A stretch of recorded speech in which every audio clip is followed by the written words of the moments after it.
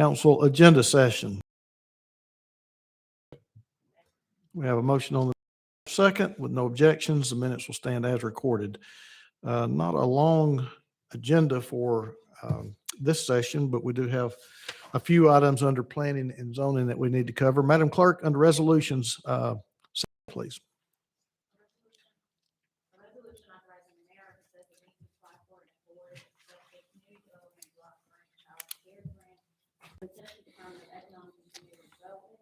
For the purpose of providing physical improvements to child care providers in the city of Chattanooga for an amount not to exceed $283,500, and subsequently to enter into an agreement with the Southeast Tennessee Development District for a multi-year period beginning on March 1, 2021, and ending December 31st, 2023, for the administration of the Community Development Block Grant Child Care Grant from the Tennessee Department of Economic and Community Development for an amount not to exceed $21,345. Councilwoman Burrs? Yeah, thank you, Mr. Chair. I don't think we're providing improvement to child care providers. I think what we're doing is providing them to facilities. Jermaine?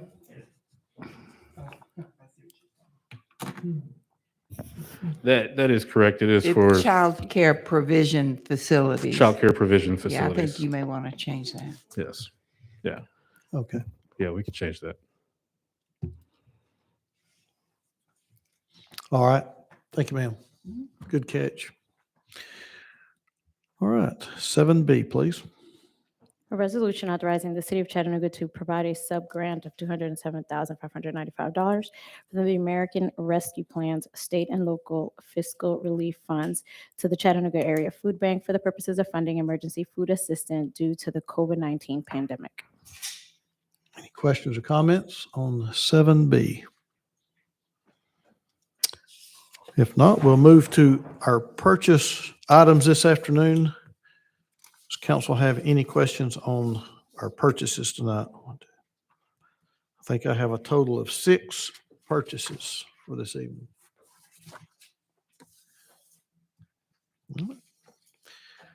Moving to our 2-week agenda, our March 8th agenda.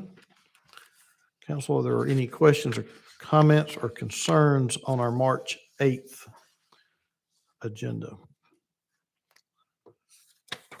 And just to, I guess, reiterate what we discussed in strategic planning, and I will also address it again at 6.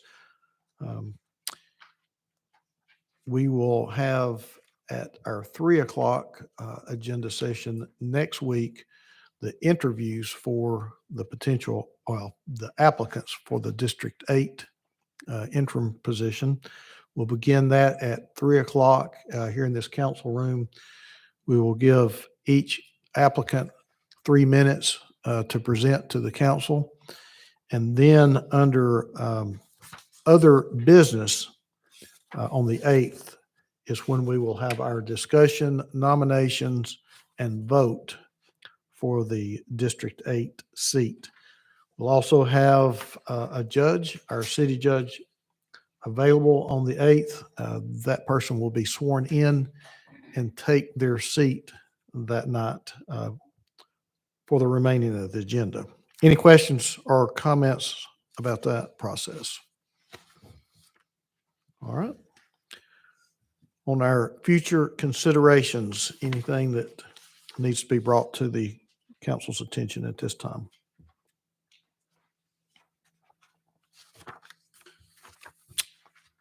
All right, an easy crowd. Anything else that needs to be, any other business that needs to be brought before the council before we go to departmental reports? Hold on 1 second, Chief. Councilman Hester? Going back to 7A, I just realized that Going back to what now, I'm sorry? 7A On the 8th agenda? on the March the 1st, something came to mind.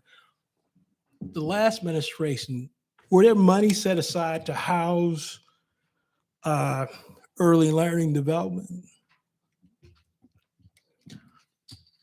Councilman, I'm not sure I know where you're at. You say 7A? 7A. A? Okay. March 1st. March 1st, 7A. Okay, under Correct. resolutions. Okay. I'm sorry, so can you repeat the question? When there money set aside under the last administration to house early learning development? To There were different sort of funding sources that went to fund different aspects of early learning, but this specific resolution deals with money that comes from the state and money that is that the state has asked for cities to partner with in terms of making it available for improvements to childcare facilities. okay.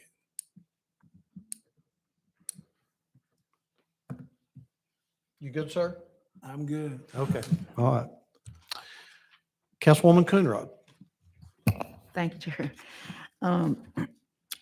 Could someone from the mayor, what's the Stadium Corporation Board? Is that a new board? Can you tell me a little bit about that board?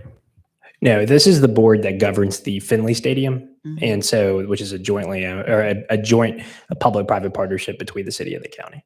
Okay, yeah, that's the first I had done heard. So do we just appoint people from the mayor's office to that board, or is it? Yes, the mayor has two council- appointments. Council representatives get to select people on the board? I'm actually not certain if the council has any representatives on the board or not.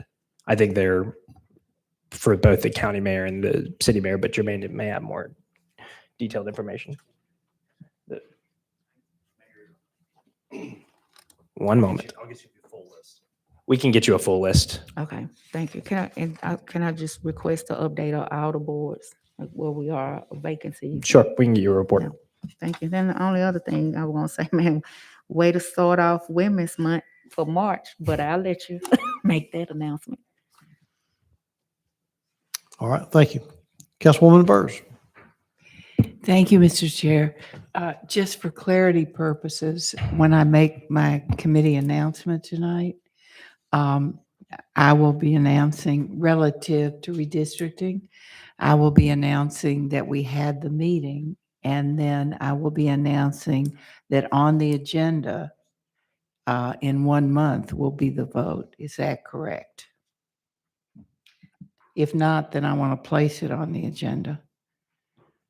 Okay, sure. I think what we had said is we would bring it back at strategic planning to be placed on the agenda for a vote. But if you would like for it to be placed on the agenda, It doesn't need to be drug out. So I thought that's what we were going to do. so you would like to have it on the agenda for the 5th of April. Whatever that first meeting is. That would be the 5th of April. Yes, sir, I would. Okay? Madam Clerk, would you make that note, please? Thank you. All right.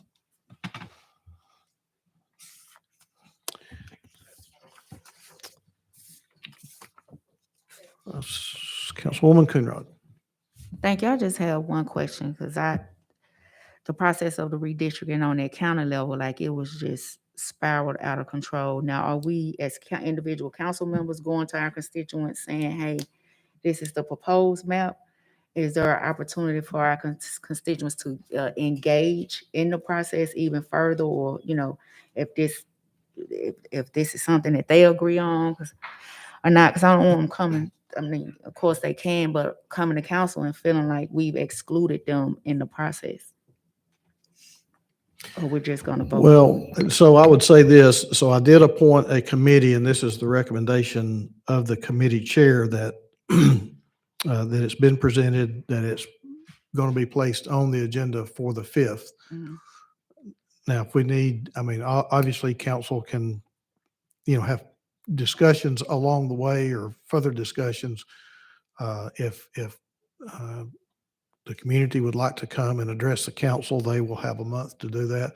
I thought it would be appropriate for council members to be able to take this to their Mhm. neighborhood associations and discuss it. So we would have an idea of what our vote would be on the 5th.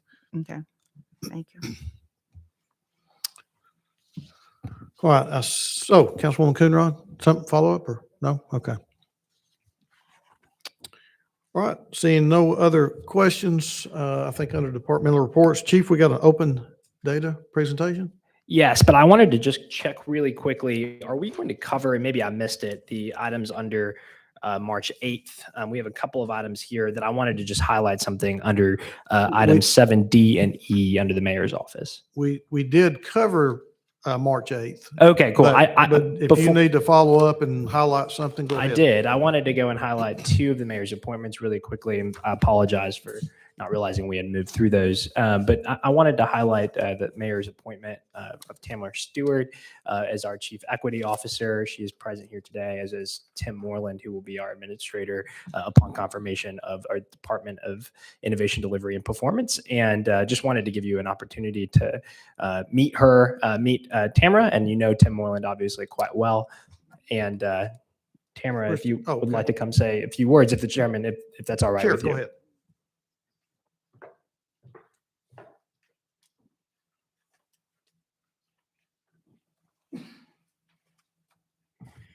Good afternoon. Good afternoon. I am Tamara Stewart, and I am up for consideration for confirmation from the City Council as the Chief Equity Officer for Chattanooga.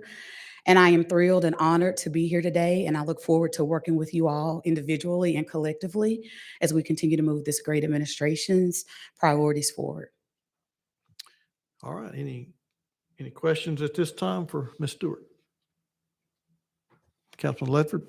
Well, I'd like to give her a chance to talk, so look, she's ready to go and everything.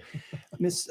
Stewart, what is one of your main goals or objectives that you think you will bring to this position and hopes to making a better Chattanooga? So obviously, I'm a hometown girl, born and raised. And I think that when I had the opportunity to work on the Mayor's Council for Women and the Economic Opportunity Committee, I got an opportunity to go out and meet with people from all over the city and really understand what barriers of access looked like and how they impacted people in their individual lives.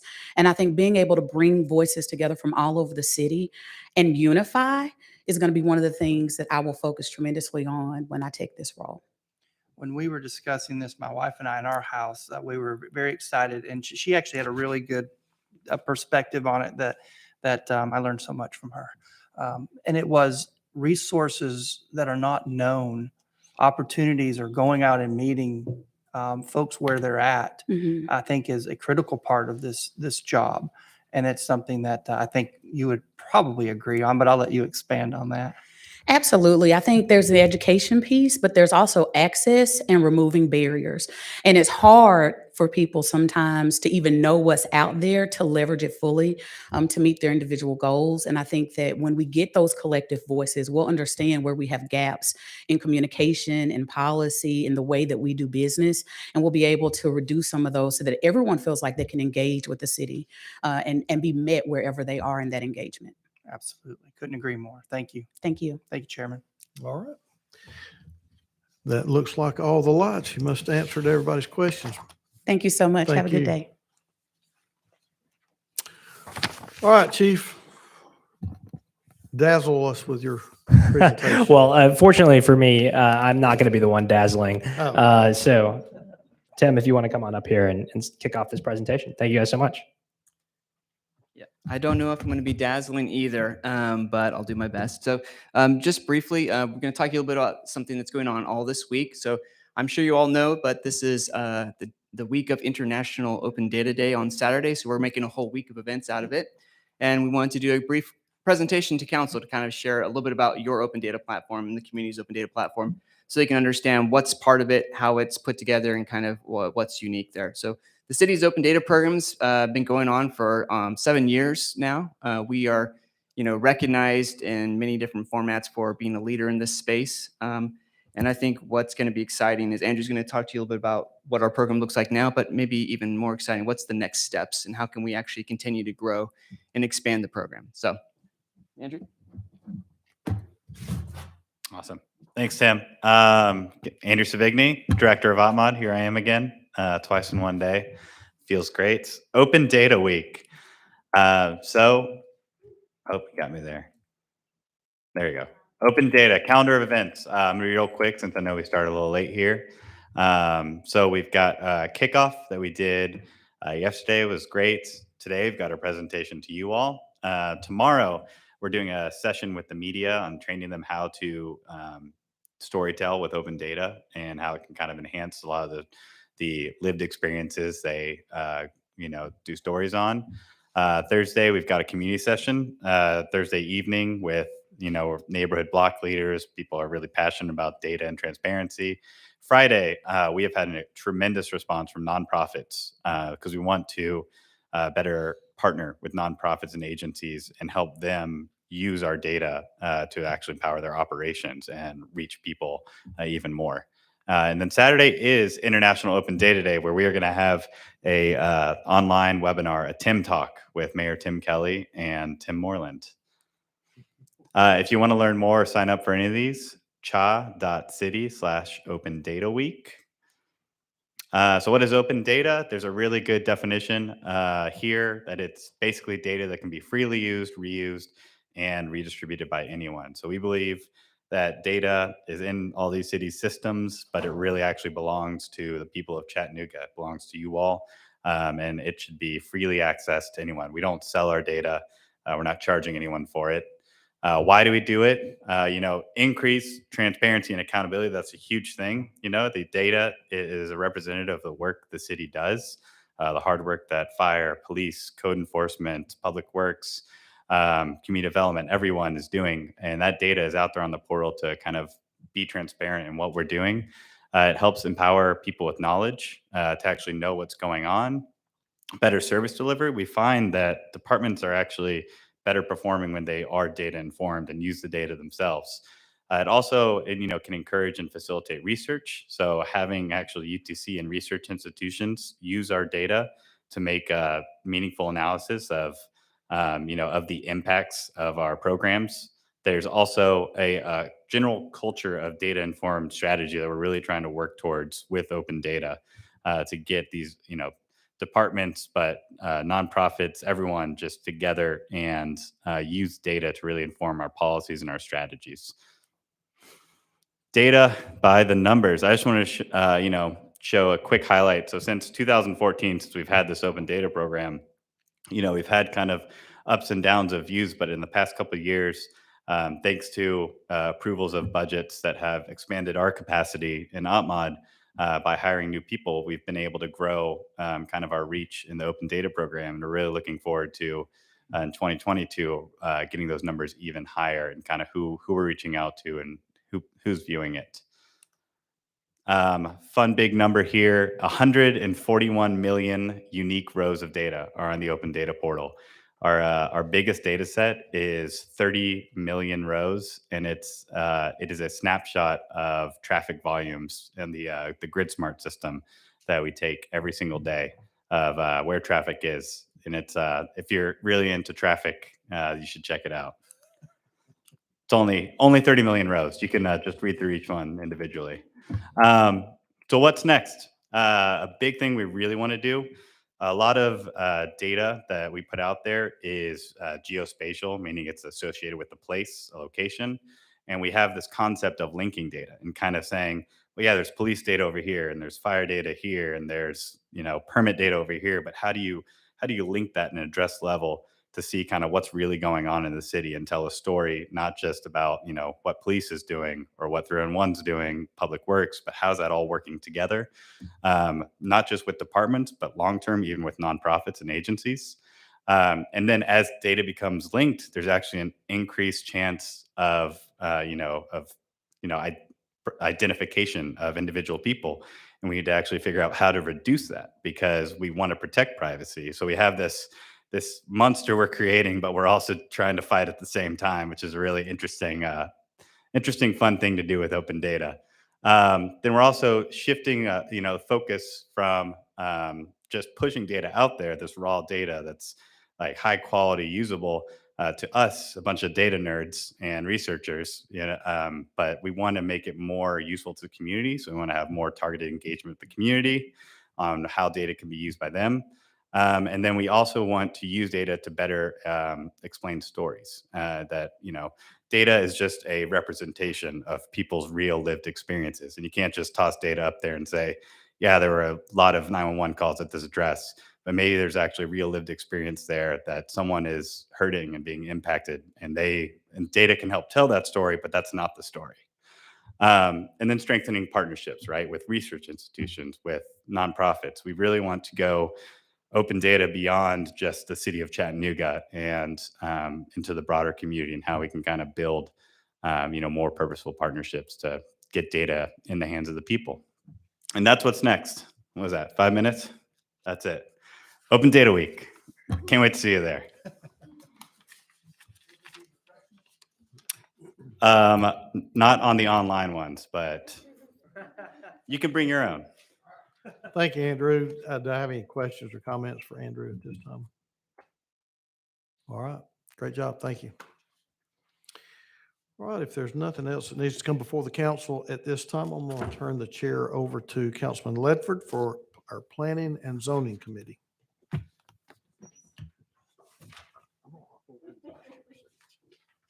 Stay close. I might need you. Hey, where y'all going? What? The good stuff's starting. Nothing personal. Jeez. All right, good afternoon, everyone. Welcome to Planning and Zoning for March 1st. If I can get a motion on our minutes. Minutes stand without objection. Thank you. Karen, you presenting? Pardon? Yes, I am. All right. presenting. All right. I'm waiting for Dan to present one day. Okay, man. It's okay. No, we like Karen. It's all good. It's all good. All right. Karen, let's go on to ordinances on first reading. Before we start, we do have a couple of these cases probably we will not cover in detail because we did cover them or they are in the works. That's correct. So, and Karen, I know you'll make note of those as we move along. So let's start off with ordinances on first reading for next week under 6A, please. Okay. The first case is 800 block of Signal Mountain Road and the 100 block of Russell Avenue. There was no opposition on this case, so I'll move just through the overview slide. The request is to rezone from R1 and R4 and O1 to C2. The proposed use is office, residential, and commercial.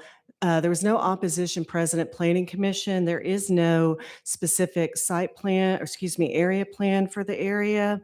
There's already O1 at the intersection of Russell Avenue and Signal Mountain Road. So in order to be a little bit more conservative, staff and Planning Commission recommending denying the request for C2 because this property is adjacent to R1 residential and approving the R4 special zone. Felt that the R4 zone does allow a mix of residential uses and the office uses as proposed by the applicant. So this is coming with a recommendation to deny the applicant's request of C2, but approve the rezoning to R4 special zone. Okay, before I hit Chairman Henderson's light, we did make a note to change that caption to reflect the R4. That's correct. Thank you. On that case. Thank you very much. Chairman? Sure, I was just going to ask Karen and make sure that there was no problem with changing the caption and direct the city attorney to let the caption match the intent of the rezoning. Okay. Thank you, Chairman. Seeing no other lights, let's move on to B, please. Okay, and B is the lifting of conditions at Waterside. This has been deferred a couple times. The conditions are rather complex and related to traffic and transportation and impact. So my understanding is that this is wrapping up and we'll have something to present next week at council, I Very believe. good. I'm working on language on this particular case. This is in District 4, and I will be submitting that language for review and hopefully as an alternate version for our Tuesday meeting. Seeing no lights, item C, please. Okay, this is a rezoning in East Brainerd at 7503 Igo Gap Road. It's just about 1,500 feet east of Gun Barrel Road, a rezoning from R1 to RTZ. There is RTZ and R3 zoning in the area. The request is for 9 single-family residential detached homes. There was no opposition at Planning Commission, and both staff and Planning Commission found that the request was compatible with the plan and adjacent land uses and is recommending approval. Thank you. This is also in District 4. Applicant did reach out to me. I reviewed the site via the internet, and I know the site very well. this is kind of a dead end spot, vacant land. I think RTZ is very appropriate for the area, so I agree with the staff recommendation. Seeing no lights, item D, please. Okay, D is also in East Brainerd on Goodwin Road between Gun Barrel and right next to East Brainerd Elementary. The request is to lift condition from a rezoning ordinance from 1992. 1992, this property was rezoned from R1 to R4 for an office park, and there's a series of conditions related to development of an office park. The applicant would like to put in single-family residences next to East Brainerd Elementary. There was no opposition. The Staff and Planning Commission agreed to support lifting the conditions, but add a new condition for residential use only. Lifting conditions to allow residential use is supportive of the plan, and then the new conditions, just because the property is R4, which allows a wide range of uses, just to have the residential use only. And that list of conditions I can show you, but it's also in the contained in the staff recommendation. Thank you. This case is also in District 4. I did talk with the applicant. I would be very careful with the rezoning next to a school to ensure that we do the proper recommendations. I think staff did a great job, and I agree as well. Some of these conditions that are on this property already from 1992 are not even in our city code. So this was a very good call. Thanks for your hard work on that. Seeing no lights, item E, please. Okay, E is the rezoning that was on the agenda last week that was deferred. This is on Holtzclaw. The applicant had requested the rezoning to UGC. I went into detail last week. The alternate version for the rezoning to UGC with the two conditions discussed last week is on the agenda now. The applicant and the neighbors met during the meeting last week, and as of right now, we're not aware of any changes on this case or any concerns, but I will follow up with the applicant one more time prior to next week. Thank you. This case is in District 8, but I'll reserve my comments because I do see Chairman Henderson piping in. Chairman? So I just want to be clear in that and make sure I understand. It is the preference of the neighborhood to have alternate version read and voted on?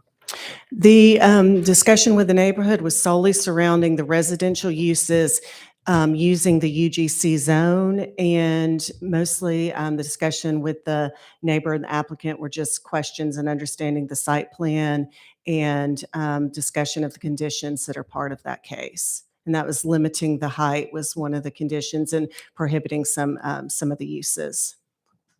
Okay, Mr. Chair, Mr. Chair, I'm gonna ask you, is this alternate version the version that needs to be read whenever we get ready to vote? That is correct, sir. Thank you. And if I can follow up on that in conversation, as we are without a District 8 representative, I've been happy to step in and talk with area residents in District 8. And mostly I've been in conversation with Miss Eva Hammock, who was here with us last week.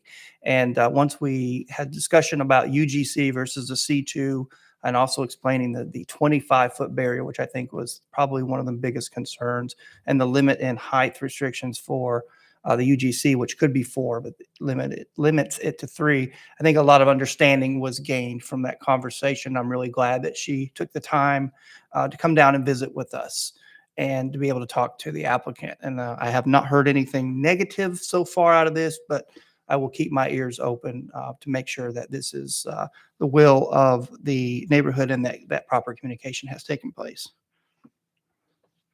Seeing no other lights, item F, Karen. This is a rezoning at 4000 Tennessee Avenue in St. Elmo. This is the former funeral home site that's south of the Food City in St. Elmo. The request is to rezone R4 and M1 to the UGC Urban General Commercial Zone. The proposed use is a restaurant. There was no opposition, and both staff and planning commission found the request is compatible with the land use plan, adjacent land uses and development form. The adopted plan encourages neighborhood-oriented commercial infill. So this comes with a recommendation from Planning Commission for a condition limiting certain uses shown there. So really those more intense commercial uses that are perhaps not in line with neighborhood oriented uses are recommended as a condition to be prohibited. Thank you, Karen. I'm not seeing any lights and heard no objections from Councilwoman Dotley on this or any remarks that need noting.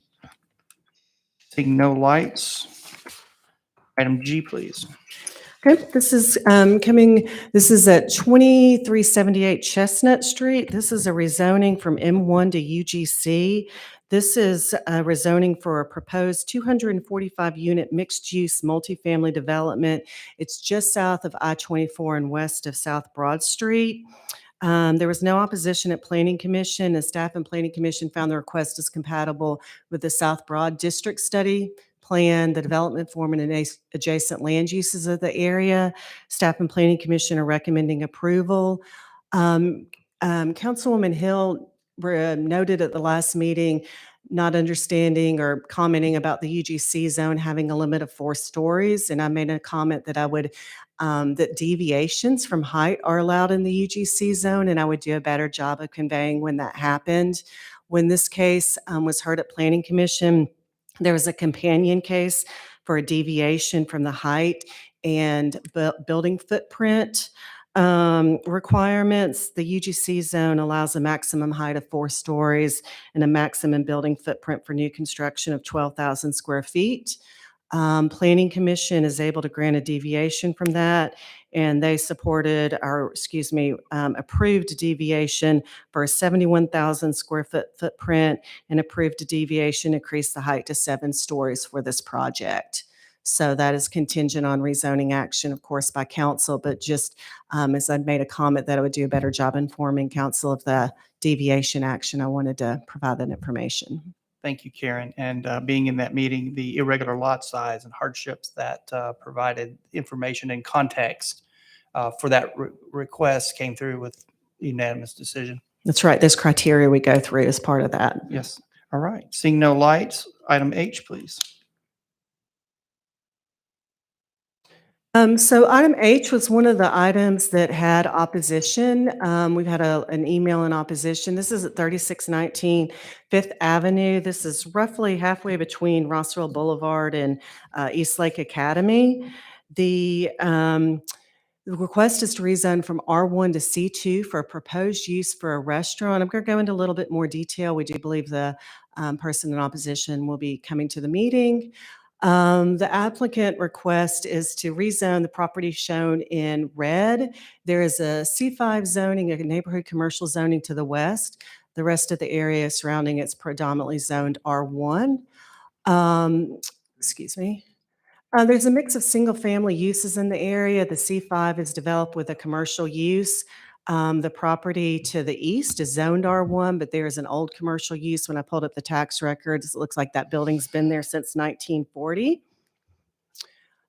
This property is, and we're just to give you a little context as I'm going through it, this property was operating as a restaurant in the R1 zone, and this property has been told to halt business and go through the rezoning process. It's shown in blue.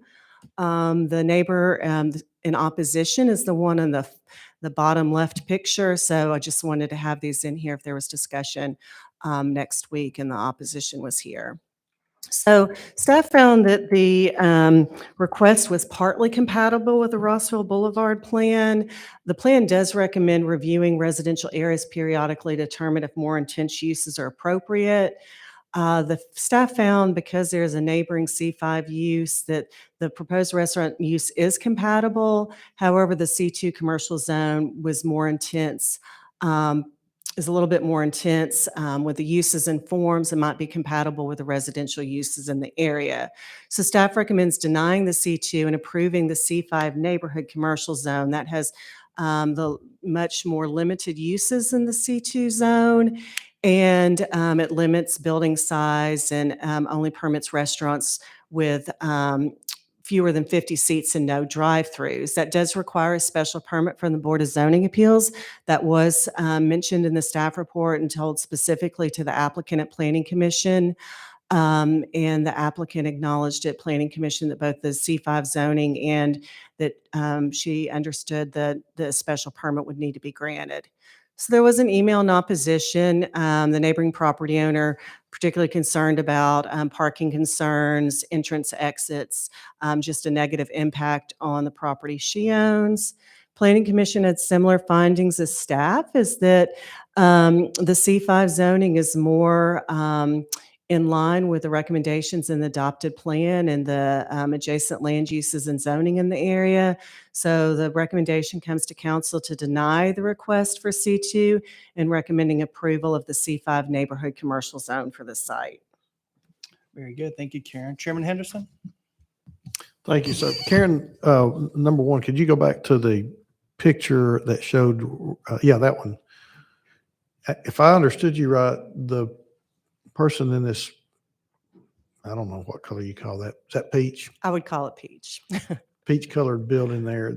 They are the ones that's in opposition? My of my this? understanding, the letter came to us with a name on it, but my understanding is that she owns the property, this property, and then an adjacent residential property. Mhm. But since she wasn't at Planning Commission to go in the details, I just wanted to have the picture in place because we pass along that opposition letter to you, I know, but some of the concerns were regarding parking. If you looking at the site, the parking for the proposed rezoning is really shared with the parking lot on the left. So I just kind of wanted to show that in context. So I'm curious, would the request, the blue building be in competition with the peach building? Is I guess what I'm trying to figure out is this, I don't want you being my competition, so I'm gonna file a letter of opposition. Sure. And so again, the applicant, or excuse me, the opposition did not come to Planning Commission, so I'm only can go off the letter provided. It does seem to be quite a bit of concern about parking and the parking overspill. There's also some residential rental spaces that park there. So I will say that much of the communication appeared to be about parking, but hopefully, I think the opposition might be coming to council and be able to answer those My questions. question is though, would the peach building be in competition with the blue building? I don't know enough about each of their businesses Okay. to be able to answer the question. And Mr. Chair, I think we have the same problem maybe with this heading as well. Because it recommended approval by planning commission and staff, but the heading is to C2 convenience commercial. Noted. Huh? Noted. Thank you. Thank you. I take care of you, Chairman? Yeah. Thank you for your comments. My only comment on this one is, Karen, this building found to be out of compliance with operating in an R1, but it looks like to me extensive work went into this. I see a sign, I see industrial doors, I see a USA Today. I mean, how long do these things go before we catch them? And that's a general question. You don't have to answer that. Right. But I'm seeing gravel parking lot, parking blocks. I mean, this has been operating for quite a while and non-conformally. I And I'm believe just- the letter from the opposition mentioned it opening in December of 2021, but I don't know. I guess I don't know when it opened, but the opposition letter, I think, mentions it was opened in December of 2021. General observation, that's all. Thank you. I see no other lights. Mr. Anderson? I just wanted to answer Councilman Henderson's question. Oh, Both good. of those facilities do sell food. Okay. All right. Thank you, Mr. Anderson. Karen, no other lights on this item. Item I, please. Okay. The next case is the other case that had opposition at Planning Commission. This is at 107 South Germantown Road. This is between the Interstate and Brainerd Road. It's a rezoning from R1 to RT1 because there's opposition, and we understood they would be at council. Also go into a little more detail on this last case also. This is a request to rezone for proposed residential townhomes. The applicant provided a following condition with the application for garbage pickup to be limited to occur only between 8 a.m. and 7 p.m. As you see on the zoning map, the surrounding property is primarily R1 residential. Staff noted that the area surrounding this is primarily single-family residential, but there is multifamily residential developments north on South Germantown. And you see the Audubon Drive label on the map, and those multifamily uses are north of Audubon Drive.